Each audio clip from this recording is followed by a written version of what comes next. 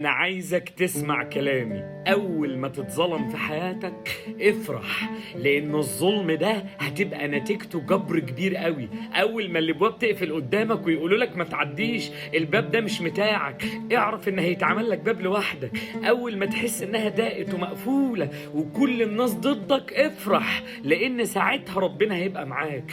كل الأفكار اللي في عقلك المتشائمة هتموتك. لازم يكون عندك أفكار واقعية وبجد. أما تتعب هتكبر، واما تقفل هتفتح. بتتقفل عشان تتفتح. بيبقى عندك أعداء عشان يبقى ليك ناس تخاف عليك وتحبك. بيبقى الطريق مضلم عشان انت اللي هتنوره.